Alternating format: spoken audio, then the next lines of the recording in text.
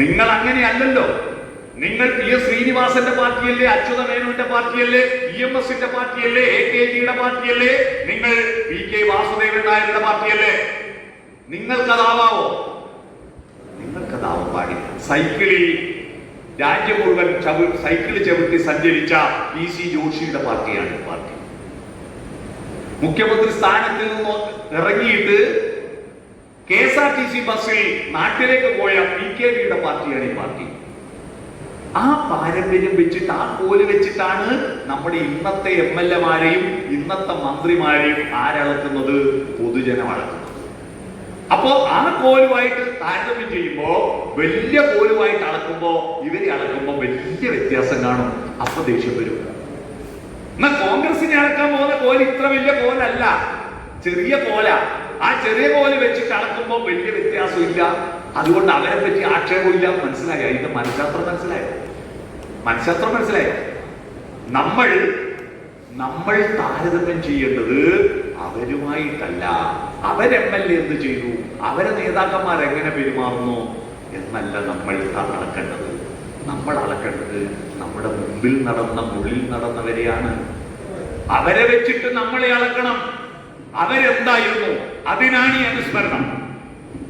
നമ്മൾ മരിച്ചുപോയ അച്യുത മേനോനെയും ബാലറാമിനെയും അനുസ്മരിക്കുന്നത്, എന്നിലെ കമ്മ്യൂണിസ്റ്റുകാരനെ വളർത്തുന്നത്, എന്നിലെ പുസ്തക വായനക്കാരനെ ഞാൻ സ്വയം വിലയിരുത്തുന്നത് ഒരു പാർട്ടി ക്ലാസ്സിൽ വെച്ചിട്ട്, ബാലറാമിന്റെ ക്ലാസ്സിൽ വെച്ചിട്ട് ശൃംഗാര രസത്തിന് 16,000 ഭാവങ്ങളുണ്ട്. ബാക്കി 8 രസങ്ങളും 16,008 രസങ്ങളാണ്. കൃഷ്ണൻ മാസ്റ്റർ ഡിഗ്രി എടുത്തു. അങ്ങനെയാണ് 16,008 രസങ്ങൾ കൃഷ്ണന്റെ വധുക്കളാണെന്ന് പറഞ്ഞത്. അത് സൗന്ദര്യശാസ്ത്രമാണ്. അതിനെയാണ് കൃഷ്ണന് 16,008 ഭാര്യമാരുണ്ടെന്നത് വ്യാഖ്യാനിച്ചത് എന്ന് ക്ലാസ് എടുക്കുന്നത് CPIയുടെ സെൻട്രൽ സെക്രട്ടേറിയറ്റ് മെമ്പർ ബാലറാമാണ്. അതാണ് എന്റെ മനസ്സിലെ ഏറ്റവും വലിയ ഈ കമ്മ്യൂണിസ്റ്റ് പാർട്ടിയുടെ മഹത്വം. ബാലറാമാണ് പറയുന്നത്. ഉദ്ധാരകാരുണി ശ്വേതകേതു സംവാദം ഞാൻ പഠിക്കുന്നത് തിരുവനന്തപുരത്ത് അച്യുതമേനോ സ്മാരക മന്ദിരത്തിലെ പാർട്ടി സ്കൂളിൽ, ഒരാഴ്ചക്കാലത്ത് സ്കൂളിൽ ഉദ്ധാരകാരുണി ശ്വേതകേതു സംവാദത്തിൽ ചാന്താജോപനിഷത്ത് എന്നെ പറഞ്ഞ് എനിക്ക് പഠിപ്പിച്ചു തരുന്നത് ജോർജ് സാറാണ്. അറിയില്ലേ? കഴിഞ്ഞ ആഴ്ചയായിരുന്നു ജോർജ് സാറിന്റെ ചരമദിനം. ജോർജ് സാറാണ്. കമ്മ്യൂണിസ്റ്റുകാര് പാലത്തിന്റെ എസ്റ്റിമേറ്റും റോഡിന്റെ എസ്റ്റിമേറ്റും മാത്രം പഠിക്കാനുള്ളവരല്ല, ചരിത്രത്തെ പറ്റി പഠിക്കണം. കടന്നു വന്ന വഴികളെ പറ്റി പഠിക്കണം. ശബരിമലയെ പറ്റി പഠിക്കണം. അവിടെ പോകുന്ന ഭക്തന്മാരുടെ മനഃശാസ്ത്രത്തെ പറ്റി പഠിക്കണം. അവരെ പാട്ടുപാടി രസിപ്പിച്ച വയലാറിനെ പറ്റി പഠിക്കണം. CPIയുടെ പൊതുയോഗങ്ങളിൽ വന്ന് പ്രസംഗിച്ച മതങ്ങൾ ജനിക്കും, മതങ്ങൾ മരിക്കും എന്ന് ധൈര്യത്തിൽ പാട്ടെഴുതിയ വയലാർ തന്നെയാണ് വിഷ്ണുവും നീ, ശിവനും നീ, ശ്രീ മുരുകനും നീ, പരാശക്തിയും നീ, ബുദ്ധനും നീ, അയ്യപ്പ സ്വാമി എന്നെഴുതിയത്. അതും പഠിക്കട്ടെ. കാവിമുക്കിയ സന്ധ്യകൾ, പിന്നിലെ കറുത്ത വാവുകളെ എന്നും എഴുതിയത് വയലാറാണ്. കാവി ചുറ്റിയ സന്ധ്യക്ക് പറകിലെ കറുത്ത വാവുകളെ, നിങ്ങൾ അമ്പലങ്ങൾ തീർത്തു, ആശ്രമങ്ങൾ തീർത്തു, 1000 പൊയ്മുഖങ്ങൾ തീർത്തു എന്ന് എഴുതിയ ഈശ്വരൻ ഹിന്ദുവല്ല, ഇസ്ലാമല്ല, ക്രിസ്ത്യാനിയല്ല, ഇന്ദ്രനും ചന്ദ്രനുമല്ല. ഈശ്വരനെ അഭിസംബോധന ചെയ്യാൻ ധൈര്യം കാണിച്ച ഒരു കമ്മ്യൂണിസ്റ്റാണ് വയലാർ. ഈശ്വരനോട് സംസാരിച്ചു. ഇത്രയും ധൈര്യത്തിൽ മറ്റൊരാൾ സംസാരിച്ചിട്ടില്ല. ആ പാട്ട് ഇന്നും അമ്പലത്തിലെ ഗാനമേളകളിൽ മനുഷ്യൻ മതങ്ങളെ സൃഷ്ടിച്ചു എന്നുള്ള പാട്ട് ഗാനമേള പാടാൻ ധൈര്യം കാണിക്കുക. യഥാർത്ഥത്തിൽ അമ്പലത്തിന്റെ അടിത്തറ തോണ്ടുന്ന പാട്ടാണത്. അമ്പലത്തിന്റെ അടിത്തറ തോണ്ടുന്ന പാട്ടാണത്. പക്ഷെ അമ്പലത്തിലെ ഗാനമേളയിൽ അത് പാടാൻ ധൈര്യം കാണിക്കുന്ന ആളുകൾ. അവിടെയാണ് തന്ത്രം എന്ന് പറയുന്നത്, ടാക്ടിക്സ് എന്ന് പറയുന്നത്. ദൈവത്തെയും വിശ്വാസത്തെയും ജാതിയെയും നിഷേധിച്ചിട്ട് കാര്യമില്ല. അത് ഇന്ത്യൻ സമൂഹത്തിലൊരു യാഥാർത്ഥ്യമാണ്. പക്ഷെ അതിനെ എങ്ങനെ കൈകാര്യം ചെയ്യുമെന്നതാണ് വിഷയം. എങ്ങനെ കൈകാര്യം ചെയ്യും? ദൈവത്തിന് വേണ്ടി മരിക്കും ആളുകൾ മരിക്കും. ഉത്തരേന്ത്യയിൽ രണ്ട് യാചകന്മാര്, രണ്ട് ഹിന്ദുക്കളാ. യാചിച്ച് നടക്കുമ്പോൾ മഴയത്ത് അവർ ചെളിയിൽ ഒരുത്തന്റെ 25 പൈസ വീണുപോയി. തപ്പിയിട്ട് കിട്ടാഞ്ഞപ്പോ ഇവൻ പ്രാർത്ഥിച്ചു, യാ ഖുദാ എന്റെ കാവുപ്യ തിരിച്ചു കിട്ടണേ. യാ ഖുദാ എന്ന് മുസ്ലിങ്ങൾ അള്ളാഹുവിനെ പ്രാർത്ഥിക്കുന്നതാണ് യാ ഖുദാ. അപ്പൊ മറ്റോ ചോദിച്ചു, നീ ഹിന്ദു അല്ലേ? അതെ. ഹിന്ദുവായ നീ എന്തിനാ മുസ്ലിം ദൈവത്തെ പ്രാർത്ഥിച്ച? അപ്പൊ ഇവ പറയാ, ഒരു 25 പൈസക്ക് വേണ്ടിയിട്ട് നമ്മളെ ദൈവത്തെ ചരിവരെ കണ്ടാന്ന് വിചാരിച്ചിട്ടില്ല. അപ്പുറത്തെ ദൈവത്തെ പ്രാർത്ഥിക്കുമ്പോഴും അവനവന്റെ ദൈവത്തോടുള്ള ഇഷ്ടം കണ്ടോ? അതാണ് ഇന്ത്യൻ ജനതയുടെ മനഃശാസ്ത്രം. അത് പഠിക്കാൻ കേദാമോദരനെയും എന്നീ ബാലരാമിനെയും നമുക്ക് തിരിച്ചു പിടിക്കട്ടെ. പഠിക്കാൻ തയ്യാറാണ്, പുസ്തകങ്ങൾ വായിക്കാൻ തയ്യാറാണ്. ഈ പരാജയം ഇത്രയും പുസ്തകം വായിക്കാത്ത നമ്മുടെ സഖാക്കളുടെ അലസതയ്ക്ക് കിട്ടിയ പ്രതിഫലമാണെന്ന് കൂട്ടിയ മതി. പുസ്തകം വായിക്കാറുണ്ടോ? വായനശാലകൾ ഉണ്ടാക്കിക്കൊണ്ടാണല്ലോ കൃഷ്ണപിള്ള കമ്മ്യൂണിസ്റ്റ് പാർട്ടി ഉണ്ടാക്കിയത്. വായനശാലകൾ ഉണ്ടാക്കിക്കൊണ്ടാണ്. എത്ര പേർ നമ്മൾ ആളുകൾ പുസ്തകം വായിക്കുന്നു? എത്ര ആളുകൾ വായനശാലയിൽ പോകുന്നുണ്ട്? കേരളത്തിൽ 45 ലക്ഷം ടിവികളുണ്ട്. ആ 45 ലക്ഷം ടിവികൾ ഈ കേരളത്തിൽ പ്രചരിപ്പിക്കുന്ന ഉപഭോഗ സംസ്കാരത്തിന്റെ മാലിന്യത്തെ നേരിടാൻ ഇന്ത്യയിൽ കേരളത്തിൽ 10,000 വായനശാലകളാണുള്ളത്. 45 ലക്ഷം ടിവികൾ, 2.5 കോടി മൊബൈൽ ഫോണുണ്ട്. 2.5 കോടി മൊബൈൽ ഫോണുണ്ട് ആളുകളുടെ കയ്യിൽ. അത് നിരന്തരം വന്നുകൊണ്ടിരിക്കുകയാണ് മന്ത്രങ്ങൾ. ഈ മന്ത്രം ജപിക്കൂ, നിങ്ങൾ 10 ആൾക്ക് ഷെയർ ചെയ്യൂ. ഈ മന്ത്രം നിങ്ങൾക്ക് 10 ആൾക്ക് ഷെയർ ചെയ്യൂ, നിങ്ങളുടെ വീട്ടിൽ ഒരു അനുഗ്രഹം വന്നേക്കാം. ഇനി ഈ മന്ത്രം നിങ്ങൾ നെവർ മൈൻഡ് ചെയ്താൽ നിങ്ങളുടെ വീട്ടിൽ ഒരു ദുരന്തം വന്നേക്കാം. ഉടൻ തന്നെ പാർട്ടി ബ്രാഞ്ച് സെക്രട്ടറിമാരെ ഗ്രൂപ്പിൽ ഒരാൾ ഷെയർ ചെയ്യാം. 10 ആൾക്ക് ഷെയറിന്റെ കൂട്ടത്തിൽ അറിയാണ്ട് ഇവൻ ഇത് തൊട്ടുപോയി. 10 ആൾക്ക് ഷെയർ ചെയ്യാം. അപ്പൊ ദൈവത്തിന്റെ പണി എന്താ? സകലാലും വാട്സാപ്പ് പരിശോധിച്ചിട്ട് ഇവൻ എത്ര ആൾക്ക് ഷെയർ ചെയ്തിട്ടുണ്ട് നോക്കിയിട്ട് അവന്റെ വീട്ടിൽ അനുഗ്രഹം എത്തിച്ചു കൊടുക്കുക.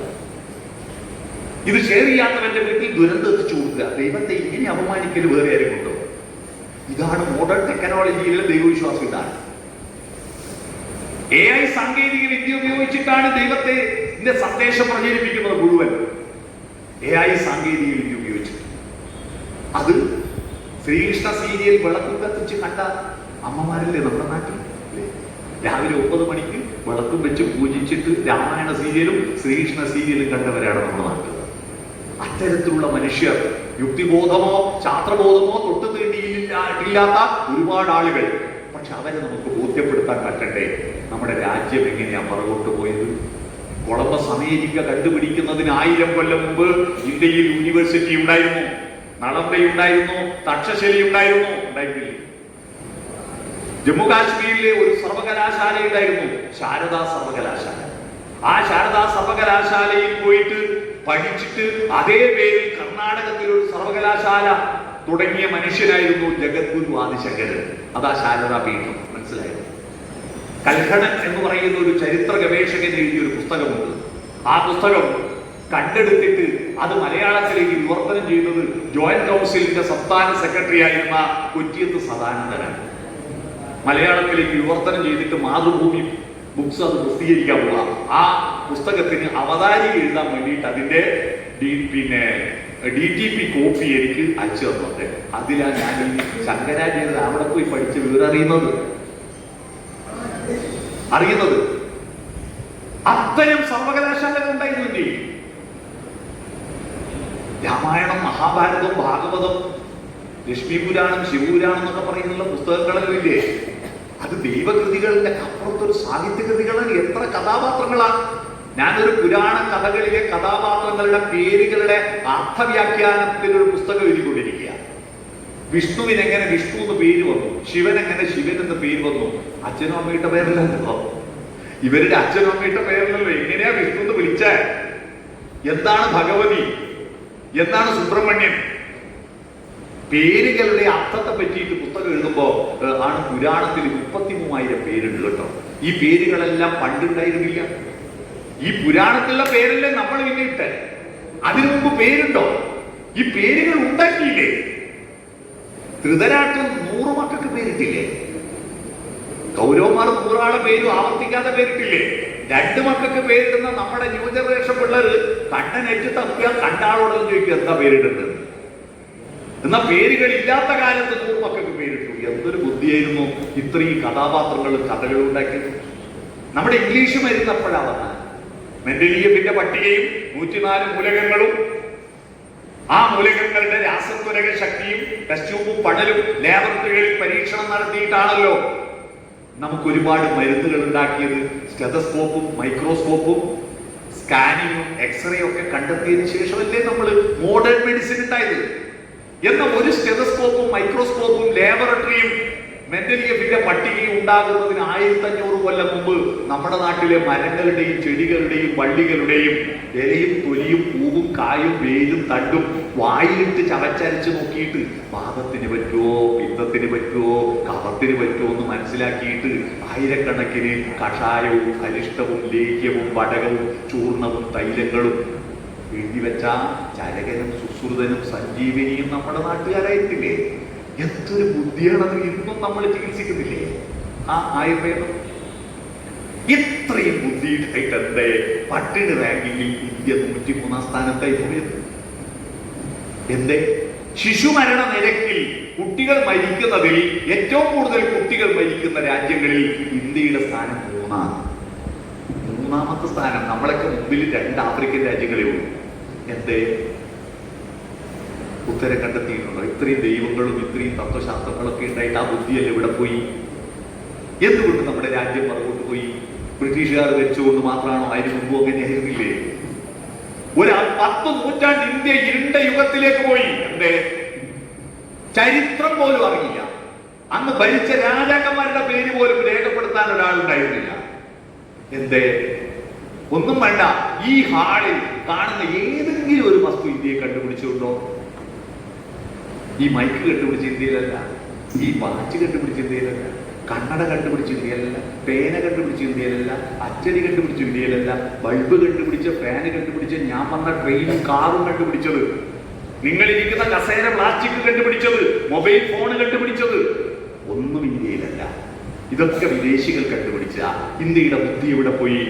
അവിടെയാണ് നമ്മൾ തിരിച്ചറിയേണ്ടത്. ഇന്ത്യയുടെ ബുദ്ധിയുടെ വളർച്ചയെ തടസ്സപ്പെടുത്തിയത് പുരോഹിതന്മാരാണ്, മതമേധാവികളാണ്. സനാതന ധർമ്മമാണ് ഈ രാജ്യത്തിനെ നശിപ്പിച്ചത്. എന്താ സനാതന ധർമ്മം? മഹാപുണ്യമായിട്ട് അവതരിപ്പിക്കുന്നില്ല. എന്താ സനാതനം? ഒരിക്കലും ചോദ്യം ചെയ്യപ്പെടാത്തത്, ഒരിക്കലും മാറാൻ പാടില്ലാത്തത്. സൂര്യൻ ഭൂമിയെ ചുറ്റുന്നോ? ചോദ്യം ചെയ്യപ്പെടാൻ പാടില്ല. എപ്പോഴും ചുറ്റിക്കൊണ്ടിരിക്കുക, മാറരുത്. അതാ സനാതനം എന്ന വാക്കിന് മാറരുത് എന്നതാണ്. വിദേശ രാജ്യങ്ങൾ സനാതനത്തിൽ നിന്ന് മോചനം നേടി അധുനാതനമുണ്ടായി. അവർ അപ്ഡേറ്റ് ചെയ്തു. അവിടെ ഗലീലിയോ ഉണ്ടായി, അവിടെ സോക്രട്ടീസ് ഉണ്ടായി. സോക്രട്ടീസുമാധ്യാനിച്ചിരിക്കുമീ സ്വർണ സോപാനത്തിനരികിൽ മനുഷ്യ, ഹേ മനുഷ്യ, വലിച്ചെറിയൂ നിന്റെ വിഷപാത്രം. ഇതാ വയലാറ് പാടിയത് നമുക്ക് മനസ്സിലായത്. നമ്മൾ ആ വിഷപാത്രം കുടിച്ചുകൊണ്ടിരിക്കുകയുള്ളൂ. ശാസ്ത്രത്തിന്റെ പുരോഗതിയാണ്, സത്യാന്വേഷണമാണ് നമ്മുടെ ലോകത്തിന്റെ പുരോഗതിക്കുള്ള മാർഗം എന്ന് ബോധ്യപ്പെടുന്നതിൽ നമ്മൾ പരാജയപ്പെട്ടു. മാർക്സിസം ഒരു ശാസ്ത്രമാണ്, അതൊരു അസത്യമല്ല. അത് കേവലം ആം ആദ്മിയെ പോലെ, കോക്രോച്ച് ജനതാ പാർട്ടിയെ പോലെ തൽക്കാലം അധികാരം പിടിച്ചെടുക്കാനുള്ള കുറുക്കുവഴിയും എളുപ്പമാർഗവുമല്ല. എളുപ്പമാർഗങ്ങളാകുമ്പോ എളുപ്പമായുള്ള വഴിയെ കാണുമ്പോൾ ഇടയ്ക്കിടെ 6 വഴിയുണ്ട്. ഈ എളുപ്പ വഴിയിൽ ക്രിയ ചെയ്യുക എന്ന് പറഞ്ഞാൽ നമുക്കൊരു കണക്കുണ്ടായിരുന്നു. UP സ്കൂൾ പറഞ്ഞിട്ട് എളുപ്പ വഴിയിൽ ക്രിയ ചെയ്യുക. അപ്പൊ എന്റെ അടുത്തിരിക്കുന്ന ചെക്കൻ എന്റെ പോക്കറ്റ് മാഷ് പിടിച്ച് അപ്പൊ പറയും ഇതാ ഏറ്റവും എളുപ്പ വഴി. എളുപ്പവഴി നോക്കുമ്പോ ഏറ്റവും എളുപ്പ വഴിയിൽ അധികാരം പിടിക്കാൻ മതത്തിന്റെ പേര് പറഞ്ഞ എളുപ്പവഴിയാണ്. രാമന്റെ പേര് പറഞ്ഞാൽ ടിക്ക് വേഗം വോട്ട് കിട്ടും. 2 സീറ്റിൽ നിന്ന് ഒരു രാജ്യത്തിന്റെ ഭരണാധികാരത്തിലേക്ക് BJP എത്തിയതിൽ എനിക്കൊരത്ഭുതവുമില്ല. കാരണം അതിനവർ ഉപയോഗിച്ചത് ഇന്ത്യയിലെ തൊഴിലാളികളുടെയും കർഷകരുടെയും ഗ്രാമീണ ജനവിഭാഗത്തിന്റെയും മോചനത്തിനായിരിക്കുന്ന ശാസ്ത്രീയമായിരിക്കുന്ന പദ്ധതികളുടെ പ്രകടന പത്രികയല്ല. ആണോ? അല്ല. അവർ 1.5 മീറ്റർ നീളമുള്ള ഒരു വസ്തുവായിരുന്നു കഴിഞ്ഞ 40 കൊല്ലമായിട്ട് ഇന്ത്യൻ രാഷ്ട്രീയത്തെ നിയന്ത്രിച്ചത്. 1.5 മീറ്റർ. ബാബറി മസ്ജിദിന്റെ അകത്ത് കെ നായർ കൊണ്ടുപോയിട്ട് ആ വിഗ്രഹം ഉണ്ടല്ലോ, ആ വിഗ്രഹത്തിന്റെ പേരിൽ രഥയാത്ര അദ്വാനി ആരംഭിച്ചതുപോലെ നമ്മളും അവരും എല്ലാം രാമന്റെ പേരായിരുന്നു ഇന്ത്യൻ രാഷ്ട്രീയത്തിൽ. നമ്മളും പ്രസംഗിക്കുമ്പോൾ അയോധ്യ രാമക്ഷേത്രം, അവരും പ്രസംഗിക്കുന്നു അയോധ്യ രാമക്ഷേത്രം. അതിനിടയിൽ മരം മറിഞ്ഞിട്ട് കാട് കാണാൻ മറന്നുപോയി. നമ്മുടെ ജാഥക്ക് കർഷക തൊഴിലാളികളുടെ ക്ഷേമ പെൻഷൻ കുടിശ്ശിക വിതരണം ചെയ്യുക എന്ന് മുദ്രാവാക്യം വിളിച്ചാൽ ഏറ്റുപിടിക്കാൻ വലിയ പ്രയാസമാണ്. എന്നാൽ ജയ് ശ്രീറാം എന്ന് വിളിക്കുമ്പോൾ എളുപ്പത്തിൽ ഏറ്റുപിടിക്കാം. അപ്പൊ എളുപ്പവഴിയിൽ ക്രിയ ചെയ്യാൻ പോവാണ്, എളുപ്പത്തിൽ ഏറ്റുപിടിക്കാം.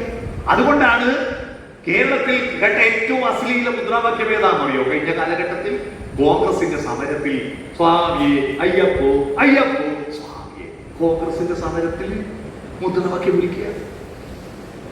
യഥാർത്ഥത്തിൽ ഭക്തന്മാരെ അവിടെയാ ചോദ്യം ചെയ്യേണ്ടത്. ദൈവത്തെ രാഷ്ട്രീയ മുദ്രാവാക്യമാക്കി ചുരുക്കിയതല്ലേ അത്?